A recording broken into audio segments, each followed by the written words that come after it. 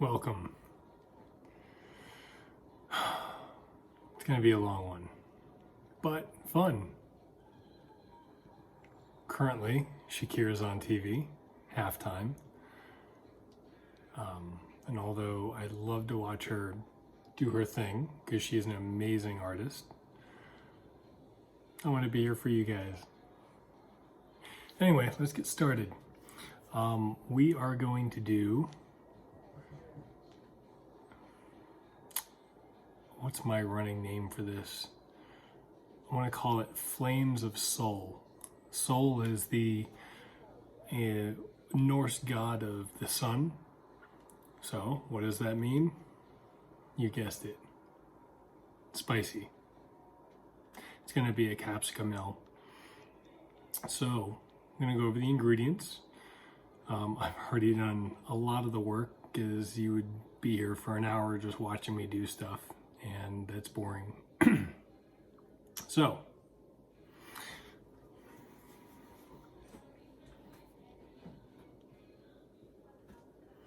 in this pot, I have a mixture of tap water, which mine's perfectly fine to use. I use filtered tap water anyway. 3 ancho chilies. I just put like 10 black tea bags in there. A pinch of cloves, which equates to between 6 and 8 of them. I also used a 1/4 teaspoon of ground cardamom, 1 orange peeled and squeezed, and that's added in there. Everything that I have out that I'm going to be using, this, everything else, Star San. I have a solution of it behind the camera. I'll show you guys later. Of course, I'm going to be using Costco honey. Already in this container, I put some cold water because I just wanted to rapidly cool what was in the pot. Currently, it's sitting at about 135 degrees. So let's get to it. Now, this is just a little strainer I have. Cheesecloth is what's in the strainer to keep it from getting into bigger items in there. I really just want liquid. So let's do this.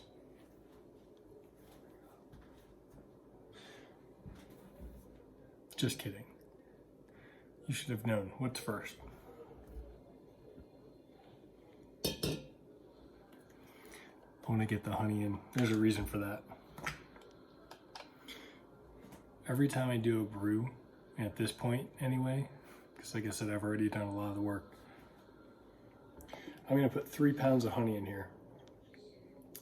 But I need these containers, or at least one of them, because I'm going to be using Lavlin BM 4x4, which has worked well for me in the past. There's no specific reason I'm using that other than the fact that I already had one open, and I'll use half of one for 1 gallon. I don't use a whole pack.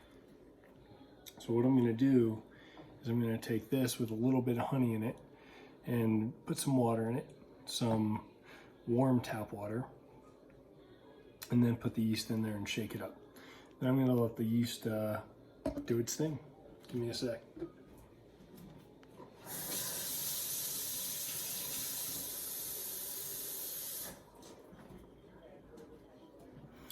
Warm water.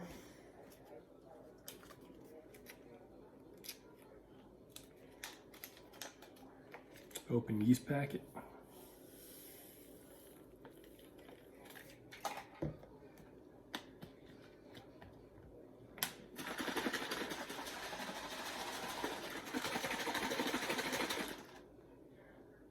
So the yeast have something to consume to start out, a little bit of nutrients in their form. That way when I pour them in, It's called pitching the yeast. Right now I'm rehydrating the yeast or hydrating the yeast. It just won't shock them as much. You can throw them right in. It doesn't make a big difference, but I'm just used to doing it this way. So that's what you get to see. I'm not going to stir this yet because it's cold water and honey. It's not going to be stirred easily. Okay, now I'm going to pour this in.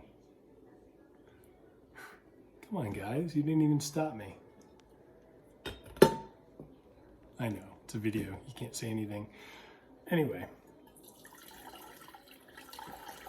I'm being very careful to make sure that only the liquid goes in here.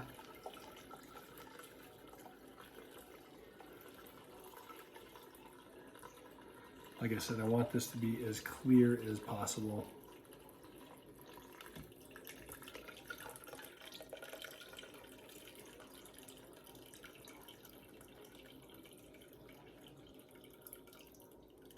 I gotta tell you, Shakira is doing one heck of a great performance.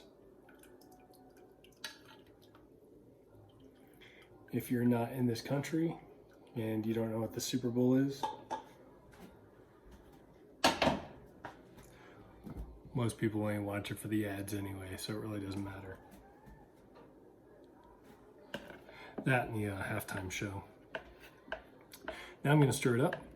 This water is, I should say this must. It's not just any liquid anymore. It is M-U-S-T, must. Basically that is certain flavored sugar water with either grape juice or fruit juice or honey or some sort of fermentable sugar before the yeast gets pitched. And my yeast is currently, getting ready anyway. Now when I do pitch the yeast, I want this liquid to be about blood temperature, which it's 93 degrees, it is perfect.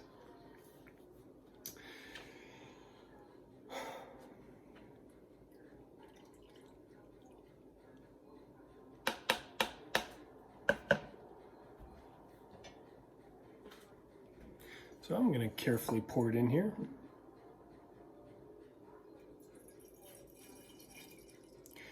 And I know it's not going to be quite a gallon. I did that for a reason.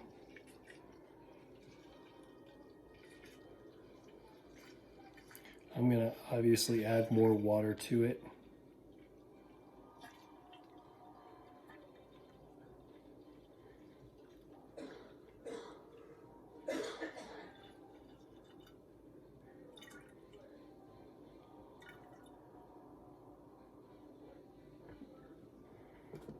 But I want to fill it up to about here. So 1 gallon mark is right about here. So I want to do a little past that. When this starts going and the yeast start eating the sugars inside, if you're new to this, what they'll do is they'll eat the sugars, and as a byproduct, their waste is carbon dioxide and alcohol. It's a mixture of ethyl alcohol and other ones, isopropyl, mostly ethyl, and it's fine to drink. It's not going to be in any high amount. With 3 pounds of honey, plus I want to say the orange might add a few extra points of gravity for sweetness. It's going to bring it up to maybe, I'm going to guess, and I haven't taken a gravity reading, I'm going to guess it'll be 1.072 or 1.073. Give me 1 second.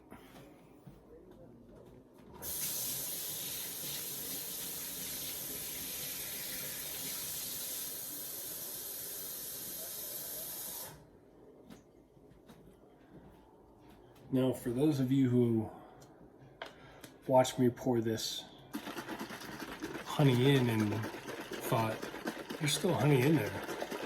I know, I'm ahead of you. Now, shaking it up does two things. It gets the honey out of there, but it also aerates the water. When the yeast go to work to start, the must should be aerated as much as possible. You want to get as much oxygen in there as humanly possible.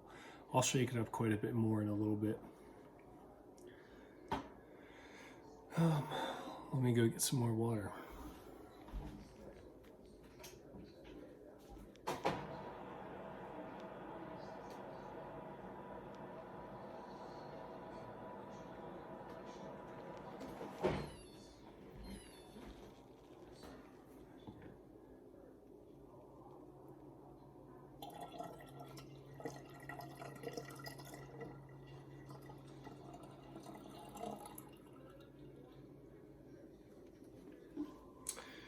Probably some more water.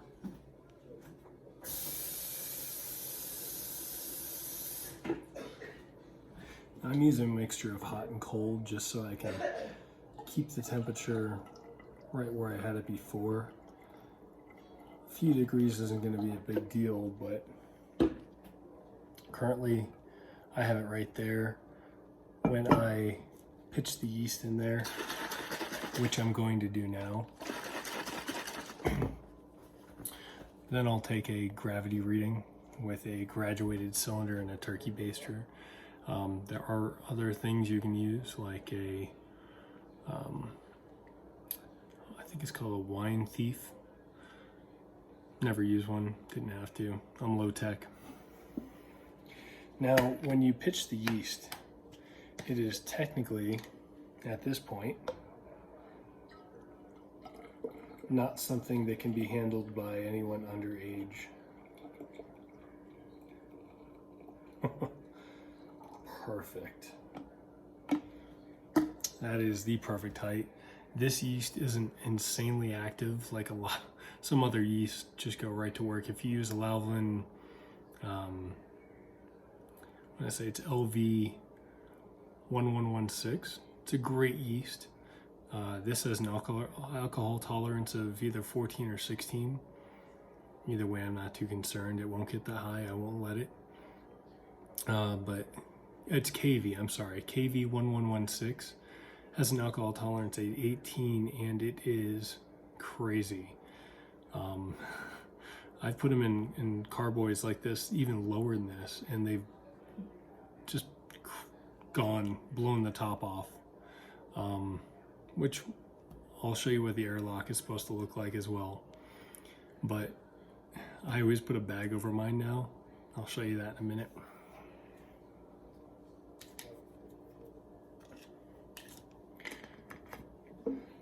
I'm going to aerate it / mix the yeast and get all the sugars in there.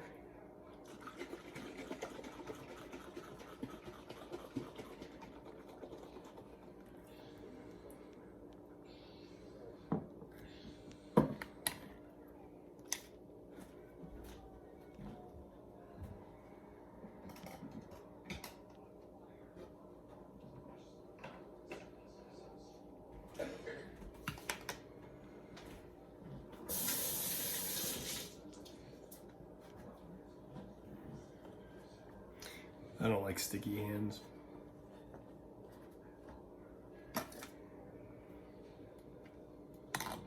So I'm going to dip it below the foam.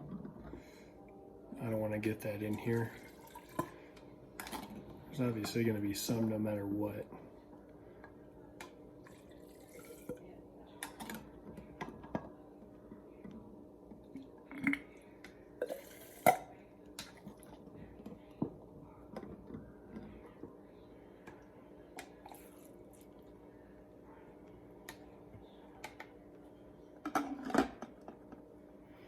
Okay, graduated cylinder. This is a hydrometer. It's got different numbers on it, and I'll go over those with you. But up here, you're gonna see 1.000. That 1.000 is basically if you had water, no sugar in it, that's what that would be. Well, I feel stupid, really bad. If any of you saw what I just did, I totally messed up. I calculated for 2 pounds of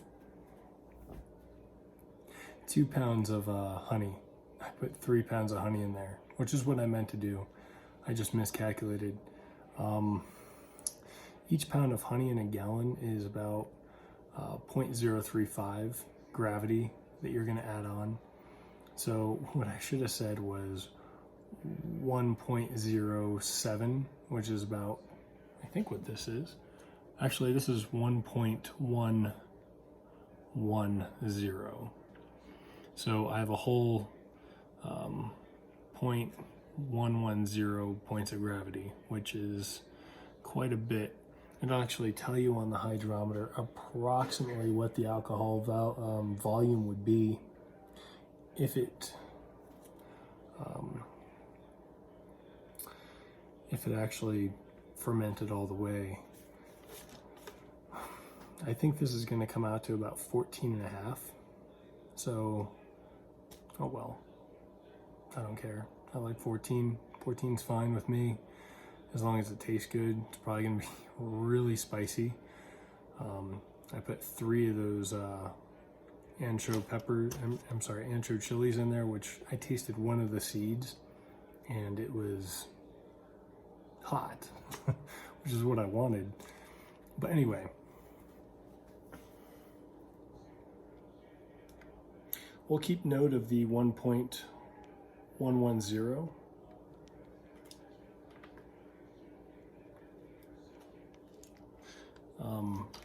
As you saw, I was very careful with that. That is a glass.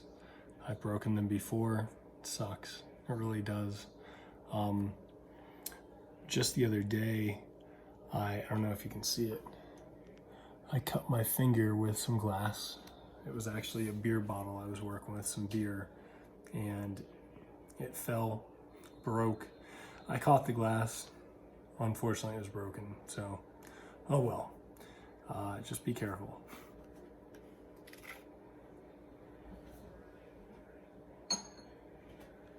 Now I'm going to pour this back in, but I just want to taste to see.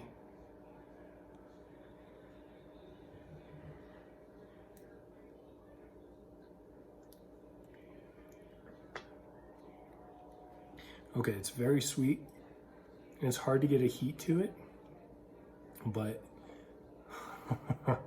from what I can tell, it is just hot enough so that you taste it, but it's not overpowering. It's actually really good. I think when this ferments all the way, we're going to be in business. So I've already shaken it. I'm not going to shake it again. I've already put a whole bunch of oxygen in. I can literally shake it for hours. It won't make a difference. Adding oxygen to your must or your brew as it's starting out before the yeast gets started, completely fine. In fact, you can do that. It's not necessary, you can do it. After the yeast have started, you can probably add a little. I wouldn't. And of course, after a solid few days to a week, and any time after that, adding oxygen by stirring or getting anything in there, huge no-no. You're gonna ruin your brew that you spent all this time and effort on. Don't do that.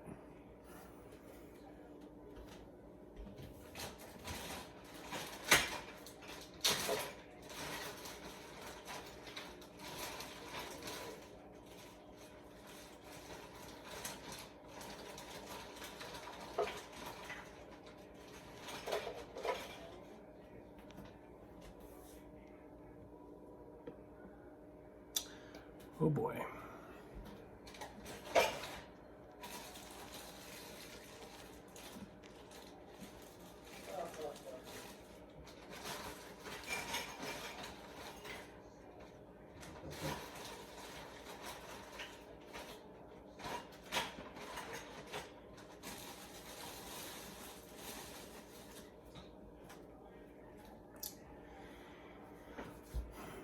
I lied. I told you I was prepared and I wasn't. I'll be back. Enjoy the view of my kitchen for a minute.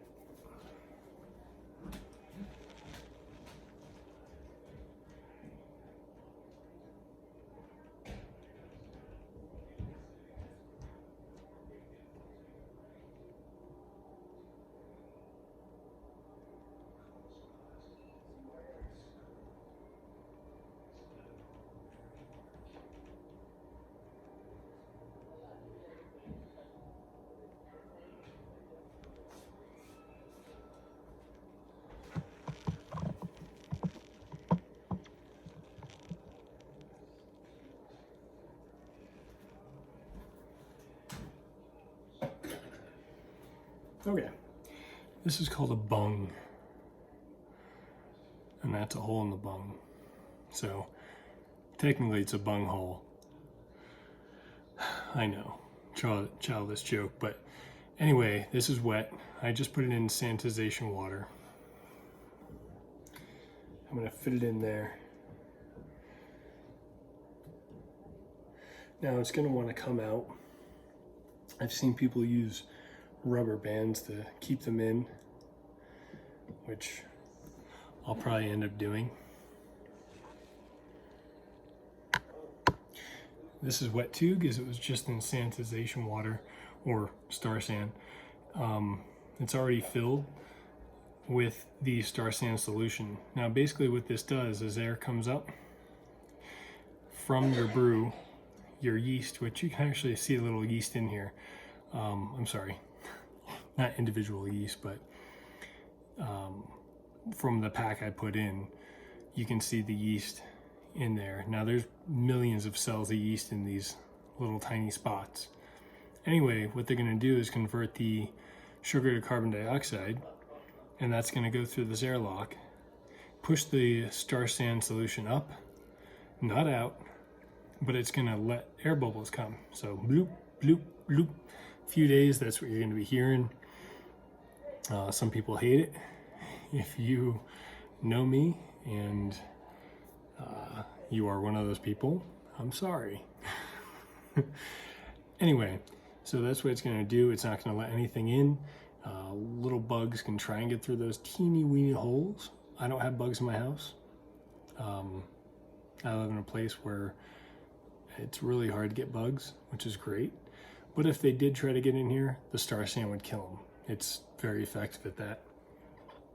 So that's just going to go in there.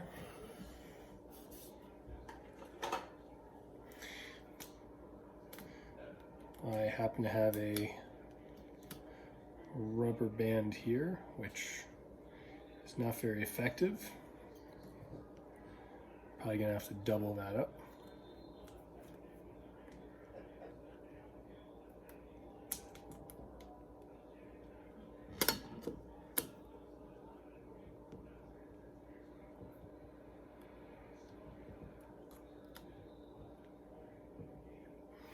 So yeah, that thing wants to come out of there. Part of the reason is because I put it in wet with Star San. Probably would have popped out anyway, but that just really helps it not to. What I'll do is I'll put this in a place that doesn't have direct sunlight. Usually because I have a fairly sized bathroom counter, just put it there. It's completely sealed off. Like I said, the only thing coming out of this is CO2 and nothing is getting in. Literally nothing. It's super important that you keep all your brews sanitized. You want to make sure bacteria does not get in here because it can ruin your brew. Like I said, you work hard, you know, you put a lot of effort into this. It comes out looking amazing, like this one I just bottled yesterday. And you know, the last thing you want to do is have a bottle break on you, or have your brew spill, or make a mess, or just get ruined by bacteria. I mean, it's a pity if that happens. Anyway, I think this video is over. I'm trying to see if there's anything else I missed that I should cover now. I have a lot of cleaning up to do. I really hope you enjoyed this. I'm thinking I'll do some other videos where I show you maybe the bottling or a tasting of it. But what to expect next would be a racking. Now, if you're new to this, no worries. That's why I'm here.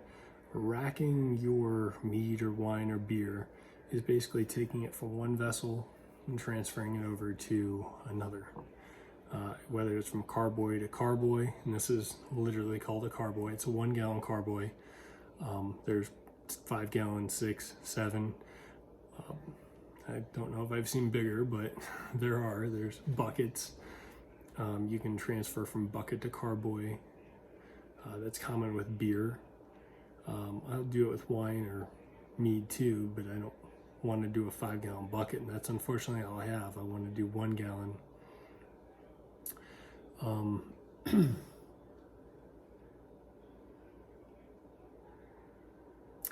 After the racking, sorry, I'm losing my train of thought.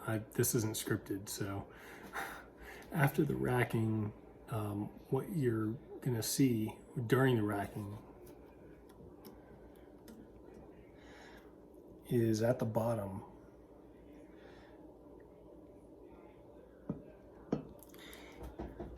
You're gonna see something called lees, L-E-E-S. That's just dormant or dead yeast. Any particles from this are going to fall down to the bottom, which is good. You know, that's where you want it.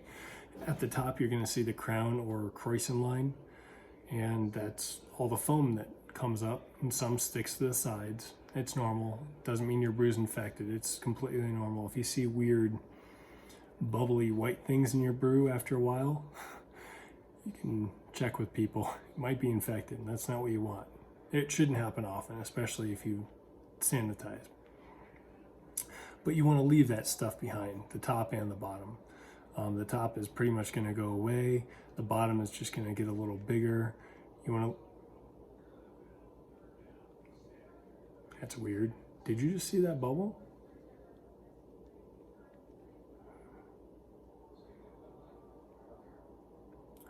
It looks like, for whatever reason, it's pressurized, like the yeast are already working, which shouldn't be happening. Usually, the fastest I've seen yeast work is within about an hour or two with a distiller's yeast I've used. And that's crazy stuff that goes to 22%. I wouldn't use it on mead, but wow, there's actually bubbles coming up, which you can see. That's crazy. Usually with this kind of yeast, it takes a good day, maybe a little less, sometimes more. If you have a yeast that's taking a few days, just don't worry about it. After 5 days and it's not bubbling, it could be that the seal is not good. I've had some caps where it just doesn't bubble, period, because the seal is just letting out the CO2 before it can go to the airlock, which is perfectly fine. You could replace that seal, and that's probably what I would do. That is blowing my mind right now that it's working so quickly. This is one video. I literally don't edit my videos, so the fact this is doing this, don't expect it. It's just funny. Anyway, so when you transfer, it's usually going to be after the bubbles stop. They're gonna get crazy at one point, or they might. In which case, like I said, use a bag, cover this, because I've had this part, a bunch of the mead came through, and I didn't have a bag on it. The walls I had it around, it's not easy cleaning honey wine or any kind of liquid, sugary, colored liquid off of your walls. So yeah.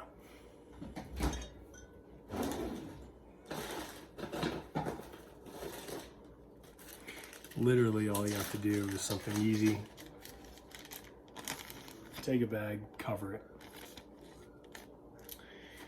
That way, if it does come up, gets really active, blows this water out, and any foam or wine that's rised up into it, it'll just drip. So keep it somewhere where it's not going to make a mess where it's dripping. Sometimes you might want to put it in a sink or on a paper plate, whatever. So when you rack, you're basically going to take that with an auto siphon. Here's a big auto siphon. Basically, you just connect a hose to it, stick it in there, and pump.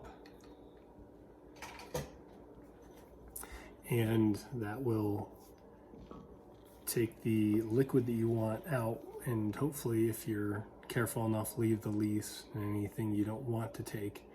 If you have any fruits or spices that are big chunks that you want to leave behind. It's blowing my mind right now.